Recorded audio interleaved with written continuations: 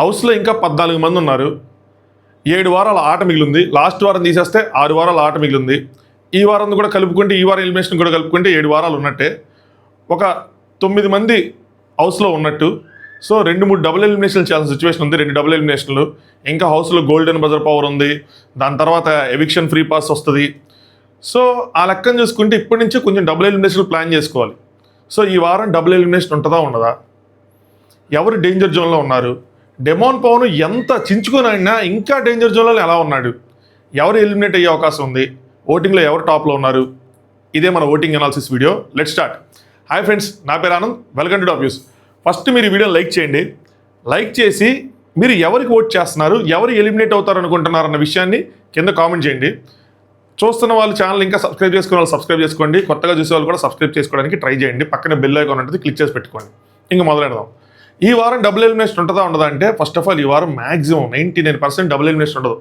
ఎందుకు ఉండదని నేను అనుకుంటున్నానంటే, ఆల్రెడీ శ్రీజ ఈ వారం ఇప్పుడే హౌస్ నుంచి ఇందాక హౌస్ నుంచి ఎలిమినేట్ అయ్యారు. మనకు లైవ్లో చూపించలేదు. శ్రీజాది కూడా రీఎంట్రీ కోసం వచ్చినా సరే స్టిల్ ఎలిమినేషన్ ఏదైనా ఎలిమినేషన్. ఎందుకంటే అదొక ఎమోషన్ అక్కడ ఉన్న వాళ్ళందరూ క్యారీ చేస్తారు కాబట్టి అది క్యారీ చేసినట్టే. సో ఆల్రెడీ ఒక ఎలిమినేషన్ అయినట్టే. ఇంకొకసారి మళ్ళీ సాటర్డే ఒకటి సండే ఒకటి పెట్టి అంత తతంగం చేయరు అనుకుంటున్నాను. సో సింగిల్ ఎలిమినేషనే చేస్తారు. సో దాని ప్రకారం చూసుకుంటే వచ్చే రోజుల్లో 2 డబుల్ ఎలిమినేషన్లు చేయాలి. వేరే పవర్స్ ఏమి ఆపకపోతే ఎలిమినేషన్ దేన్ని. సో ఈ వారం మ్యాక్సిమం నా పాయింట్ ఆఫ్ వ్యూలో సింగిల్ ఎలిమినేషన్ ఉంటుంది. ఓటింగ్లో టాప్లో ఎవరు ఉన్నారంటే, ఏ పోల్ తీసుకున్నా ఓటింగ్లో తనుజ గారు టాప్లో ఉన్నారు. ఒక్క పోల్ కాకుండా సోషల్ మీడియాలో ఉన్న పోల్స్లో మాట్లాడదాం. యూట్యూబ్లో మాత్రం ఎక్కడైనా సరే తనుజ గారిది డామినేషన్ ఉంది. మోర్ దాన్ 50% ఆవిడకి ఓటింగ్ పడుతుంది. బట్ అందులో 4 ఆప్షన్లు మాత్రమే ఇవ్వగలం. అలా అని చెప్పి మరి ఏమంటారు, ఇన్స్టాగ్రామ్ పోల్స్ నమ్మచ్చా అంటే, ఇన్స్టాగ్రామ్లో మల్టిపుల్ పీపుల్కి ఓట్ చేయొచ్చు బ్రాడ్కాస్ట్ ఛానల్లో. అండ్ యూట్యూబ్ పోల్స్ని మ్యానిపులేట్ చేయొచ్చా, ఇన్స్టాగ్రామ్ పోల్స్ని మ్యానిపులేట్ చేయొచ్చా? దేన్ని ఎక్కువ మ్యానిపులేట్ చేయొచ్చు అంటే, ఇన్స్టాగ్రామ్ పోల్స్ని ఎక్కువ మ్యానిపులేట్ చేయొచ్చు. ఈజీగా ఇన్స్టాగ్రామ్ అకౌంట్ క్రియేట్ చేయొచ్చు, లేదంటే ఆల్రెడీ ఉన్న అకౌంట్స్తో బ్రాడ్కాస్ట్ ఛానల్లో జాయిన్ చేయించి అక్కడ ఓట్లు కొట్టించవచ్చు.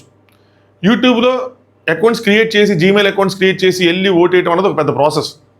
అంత ఈజీ కాదు. దాన్ని ఎవరి చేత చేయిద్దాం అనుకున్నా అది కాస్ట్లీ అఫేర్. ఇది మనం లాస్ట్ ఇయర్ మాట్లాడుకున్నాం, ఈ ఇయర్ మాట్లాడుకున్నాం. ఏమైనా అప్డేట్స్ ఉంటే నేను చెప్తాను. ఒకసారి ChatGPTని అడిగి ఏదైనా మ్యానిపులేట్ చేయొచ్చా అని చెప్పి ఒకసారి ఆల్రెడీ ట్రై చేశాను. పెద్ద అంత విషయం లేదని చెప్పింది, చాలా కష్టం అని చెప్పింది. ఇంకోసారి చూసి మీకు దానికోసం అప్డేట్ చెప్తా. బట్ ఇంకా ఈ సోషల్ మీడియా పోల్స్ చూసుకుంటే, ఒక పోల్లో మాత్రం కళ్యాణ్ టాప్లో ఉన్నాడు. అందులో తనుజ గారు 2వ ప్లేస్లో ఉన్నారు. ఓవరాల్గా అన్నీ చూసుకుంటే సరే, కళ్యాణ్ తనుజ ఏ ప్లేస్లో ఉన్నా సరే, ఫస్ట్ 2లో ఉన్నా సరే వాళ్ళిద్దరు సేఫ్ జోన్లో ఉంటారు. నెక్స్ట్ సంజనా గారు కూడా మ్యాక్సిమం సేఫ్ జోన్లో ఉంటారు. మీకు ఇక్కడ డౌట్ రావచ్చు, అదేంటి భయ్యా సంజనా గారు లాస్ట్ వీక్ అంత బోటంలో పెట్టారు, సాయి కన్నా తక్కువ ఓట్లు వచ్చినాయి అది అంటే, లేదు అది కావాలని చెప్పాను కదా, నేను చాలాసార్లు చెప్తాను. 90% ఆఫ్ ద టైమ్స్ బాటమ్ 2లో ఉన్న వాళ్ళందరూ డేంజర్ జోన్లో ఉన్నట్టు. ఒక 10% వాళ్ళకు ఛాన్స్ తీసుకొని కావాలని కొన్ని ట్రిగ్గర్ చేయడానికి చేస్తూ ఉంటారు. అలాంటిదే నిన్న సంజనా గారిని బాటంలో పెట్టడం. లాస్ట్ వీక్ ఆవిడ గేమ్ డ్రాప్ అవుతుంది, ఆవిడ ఓటింగ్స్ అనేది డ్రాప్ అవుతున్నాయి, డ్రాస్టిక్గా డ్రాప్ అయినాయి ఓట్స్ మాత్రం. చాలా అంటే చాలా చేంజ్ వచ్చింది. సంజనా గారి అలాగని చెప్పి సంజనా గారికి ఫ్యాన్స్ లేరంటే, గట్టిగా ఉన్నారు, హార్డ్ కోర్ ఫ్యాన్స్ ఉన్నారు. కానీ మధ్యలో ఉన్నారు చూసారా కొంతమంది ఫ్యాన్స్, వాళ్ళు ఏంటంటే గేమ్ నచ్చకపోతే డైవర్ట్ అవుతారు. గేమ్లో ఆవిడ కొన్ని విషయాలు నచ్చని ఉన్నాయి. లాస్ట్ వీక్ ఏవైతే గొడవలు అయినాయో అంతా కొంచెం నచ్చని వాళ్ళు ఉన్నారు. సో వాళ్ళందరూ వాళ్ళ సపోర్ట్ని విత్డ్రా చేసుకున్నారు. సో ఆవిడ సంథింగ్ ఏదో చెయ్యాలి. ఫస్ట్ వీక్లో చేసినట్టు దొంగతనాలు కాకుండా, బట్ ఫస్ట్ వీక్లో ఉన్నంత ఎంటర్టైన్మెంట్గా ఆడియన్స్ని పుల్ చేసేలా ఏదో చేయాలి. అది ఆవిడ ఫిగర్ అవుట్ చేయాలి, ఏం చేయాలన్నది చేస్తే మళ్ళీ ఆ ఫ్యాన్ బేస్ అన్నది యాడ్ అవుతుంది. ఆవిడ టాప్ 5కి వెళ్ళాలి అంటే కొంచెం ఇంకా తెలివిగా ఆలోచించి ఎక్స్ట్రా మూవ్స్ చేయాలి తనకున్న తెలివితేటలతో. ప్రజెంట్ ఆవిడ సేఫ్ గేమ్ ఆడదామన్న మోడ్లోనే ఉన్నారు. మొన్న ఎమ్మెల్యేతో చెప్తున్నప్పుడు నేను నాకు అర్థమైంది ఏంటంటే, సేఫ్ గేమ్ ఆడాలి ప్రజెంట్ సిచ్యువేషను. కాల్ వస్తుంది. సేఫ్ గేమ్ ఆడాలి, ఎందుకంటే గొడవలు పడేవాళ్ళు వెళ్ళిపోయేవాళ్ళు ఇంకా చాలామంది ఉన్నారు. ఇప్పుడు వాళ్ళని దాటుకొని నేను వాళ్ళని బీట్ చేసుకుని ఏదో సొంతంగా చేసేసి చేయకూడదు అన్నట్టు ఇండైరెక్ట్గా చెప్తా ఉన్నారు. సో ప్రజెంట్ అయితే మాత్రం అటు థర్డ్ ప్లేస్ ఉన్నారు. మ్యాక్సిమం వీళ్ళు ముగ్గురు మాత్రం ఖచ్చితంగా సేఫ్ జోన్లో ఉంటారు. మిగతా వాళ్ళని తీసుకుంటే, నిన్నటి వరకు బాటంలో ఉన్న మాధురి గారు ఒక 3 ప్లేసులు పైకి వెళ్ళారు. అబ్బో దివ్యల మాధురి గారు సేఫ్ అవుతారా భయ్యా అంటే అవరం. ఎందుకంటే రాము రాథోడ్ నుంచి కింద ఒక పోల్లో ఉన్న రీతు చౌదరి వరకు వాళ్ళ పర్సంటేజ్లు చెప్తే మీరు ఆశ్చర్యపోతారు. రాము రాథోడ్ పర్సెంటేజ్ 8.58%, దాని తర్వాత మాధురి గారు, దాని తర్వాత డెమాన్ పవన్, దాని తర్వాత గౌరవ్ గుప్తా, దాని తర్వాత రీతు చౌదరి ఉన్నారు. రీతు చౌదరి పర్సెంటేజ్ 8.07. అంటే ఫస్ట్ ఉన్న డిజిట్లు మొత్తం కామనే 8%. డెసిమల్ తర్వాత ఏవైతే ఉన్నాయి వాల్యూస్ అది 0.05, 0.5, 0.25. సో వేరియేషన్ అన్నది చాలా అంటే చాలా తక్కువ. వీళ్ళందరూ డేంజర్ జోన్లో ఉన్నట్టే వీళ్ళందరికీ డేంజర్ బెల్సే. ఎవరైనా ఎలిమినేట్ అయిపోవచ్చు వీళ్ళల్లో, ఎవరైనా. మామూలుగా ఉండదు ఈ వారం ఎలిమినేషన్ మాత్రం. సింపుల్గా గౌరవ్ వెళ్ళిపోతాడు, లేదా దివ్యల మాదిరి గారు వెళ్ళిపోతారు అని చెప్పుకోవడానికి లేదు. ఐదుగురు గట్టి పోటీ ఇస్తున్నారు.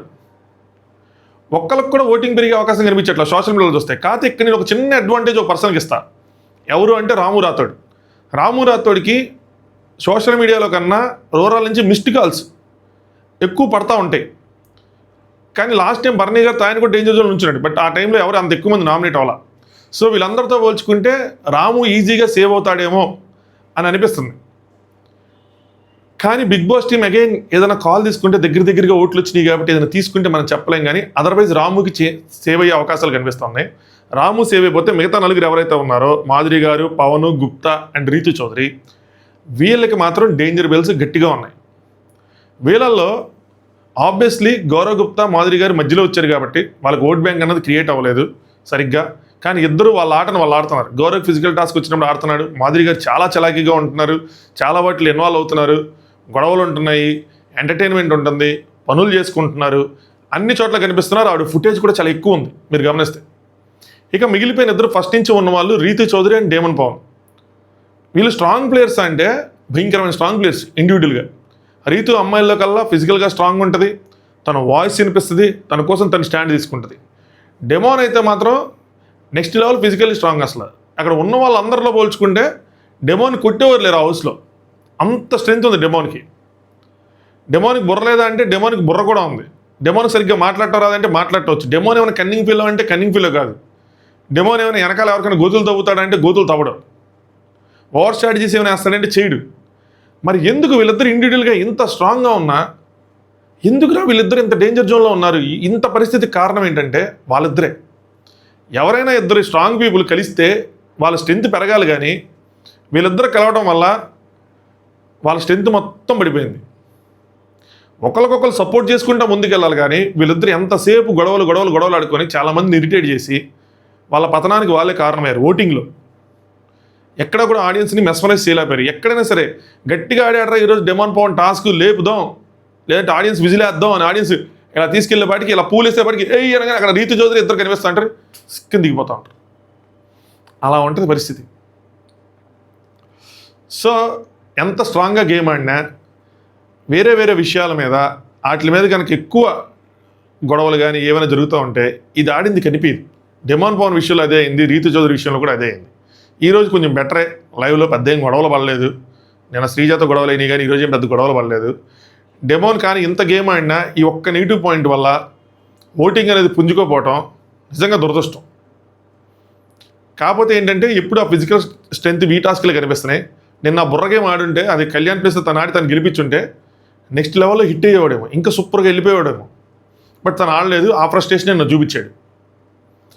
ఎనీవే బట్ స్టిల్ ఒక ఓట్ బ్యాంక్ అన్నది పుల్ చేయలేపాడు. బిగ్ బాస్లో జరిగేది అదే.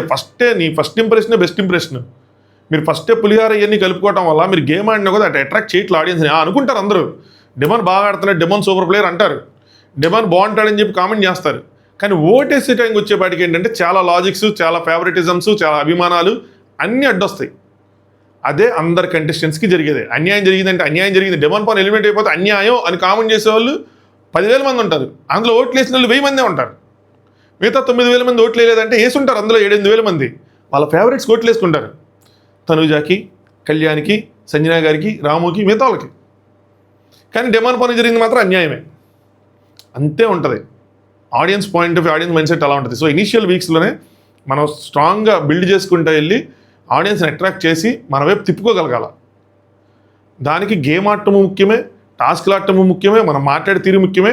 అన్నిటికన్నా ముఖ్యంగా నామినేషన్లోకి రావడం ఇంకా ముఖ్యం. మన ఆట కనబడాలి. నామినేషన్లో మనం ఉన్నప్పుడే అప్పుడు ఈ ఆట బాగా ఇటు ఓటేద్దాం, ఓటేస్తే 2-3 సార్లు బటన్ టక్ వెళ్తే 4వ ఆటోమేటిక్గా వెళ్తుంది. అది మ్యాటర్. అది వీళ్ళకి చేయలేకపోయారు. నామినేషన్లకు తక్కువ సార్లు రావటం, వచ్చినప్పుడు సరిగ్గా ఈ రీతుతో ఈ పులిహార పంచాయతీలు తప్పితే ఇంకోటి ఉండకపోవటం. సో ఇది వాళ్ళకి డిసడ్వాంటేజ్ అయింది. ఎనీవే డెమాన్ పవన్ మరి ఎలిమినేట్ అవుతాడా అంటే ఛాన్సెస్ ఆర్ ఉన్నాయి, ఛాన్సెస్ ఆర్ హై. ఎలిమినేట్ అయ్యే ఛాన్సులు డెమాన్ పవన్ కూడా అంతే ఉన్నాయి. సోషల్ మీడియాలో ఎలివేషన్లు కానీ ఏది కానీ కనిపించినంత తీరుగా ఓటింగ్ మాత్రం కనిపించట్లా రియల్ టైంలో. సో వీళ్ళందరూ డేంజర్ జోన్లో ఉన్నట్టు, ఒక ముగ్గురు తప్పితే మిగతా వాళ్ళందరూ డేంజర్ జోన్లో ఉన్నట్టు. 50-50 రామ్కి నేను ఇస్తాను, డెమోనికి కూడా ఇవ్వను నేను. రామ్కి నా పాయింట్ ఆఫ్ వ్యూ, నేను అబ్జర్వేషన్ అనమాట. ఇంకోటి చెప్తున్నాను, ఇక్కడే చెప్తాను, ఏం చెప్పినా ఇక్కడ నేను ఓటింగ్ అనాలిసిస్ ఇస్తాను. నేనే కాదు, నేను ఓపెన్గా చెప్తాను. ఎవరు చెప్పినా కూడా, ఎవరు వెళ్ళి అక్కడ ఇంత ఓటింగ్ ఉంది అని చెప్పి బ్యాక్ ఎండ్ క్వరీ కట్టి సెలెక్ట్ స్టార్ ఫ్రమ్ అని చెప్పి కొట్టేసి అక్కడ కౌంట్ చూసేసి అయి చేసి ఈ చేసి ఓకే వీళ్ళకి తక్కువ ఉంది, ఇది పర్సంటేజ్ క్యాలిక్యులేట్ చేసేసి అంత సినిమా లేదు. వాళ్ళకున్న ఎక్స్పీరియన్స్, వాళ్ళకు వచ్చిన ఇన్ఫర్మేషను, వాళ్ళు చూస్తున్న సోషల్ మీడియా ట్రెండ్స్, వాళ్ళు మాట్లాడుతున్న ఆడియన్స్, వాళ్ళు చదువుతున్న కామెంట్లు, వీటి బేసిస్గానే అనాలిసిస్లు చేస్తారు.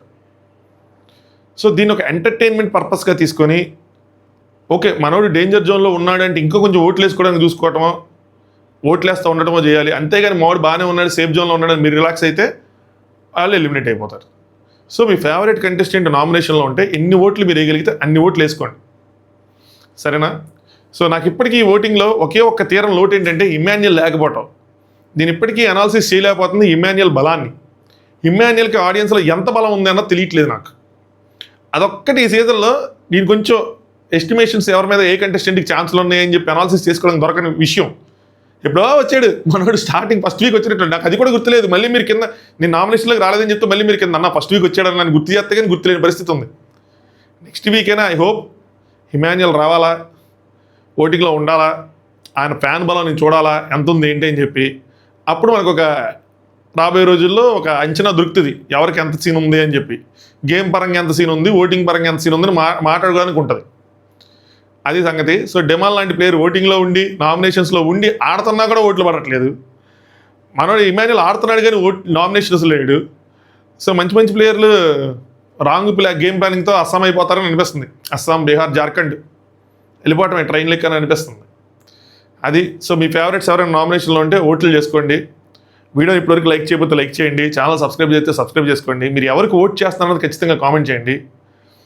ఎవరు ఎలిమినేట్ అవుతారు అనుకుంటున్నారు కూడా చెప్పండి. సో వీళ్ళ నలుగురికి అయితే ప్రెజెంట్ డేంజర్ బెల్స్ మోగుతున్నాయి.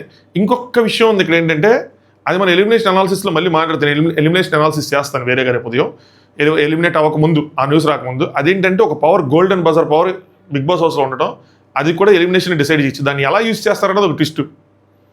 అంటే అది యూస్ చేసి మొత్తం ఎలిమినేషన్ ఆపేస్తారా, లేదంటే అది ఎవరి మీద యూస్ చేస్తే వాళ్ళు కాకుండా పక్కన వాళ్ళు ఎలిమినేట్ అయిపోతారా అన్నది. దీని గురించి రేపు డీటెయిల్గా మాట్లాడుకుందాంలేండి ఎందుకని. సో ఇది సంగతి, ఇది ఓటింగ్ అనాలిసిస్. లైవ్లో ఇప్పుడే కెప్టెన్సీ కంటెండర్ సెలెక్షన్ అయింది. అప్డేట్స్ ఇన్స్టాగ్రామ్లో ఇస్తూ ఉన్నాను. ఇన్స్టాగ్రామ్ కింద డిస్క్రిప్షన్లో ఉంటుంది, అక్కడ ఫాలో అవ్వండి. బ్రాడ్కాస్ట్ ఛానల్ జాయిన్ అవ్వండి, మీకు అప్డేట్స్ వస్తూ ఉంటాయి. కెప్టెన్సీ టాస్క్ స్టార్ట్ అవ్వగానే చెప్తాను. బెండకాయ గొడవ కూడా అయిపోయింది. బెండకాయ గొడవలో చాలామంది సూత్రధారులు, పాత్రధారులు ఉన్నారు. ప్రోమోలు చూపించినట్టు లేదు విషయం.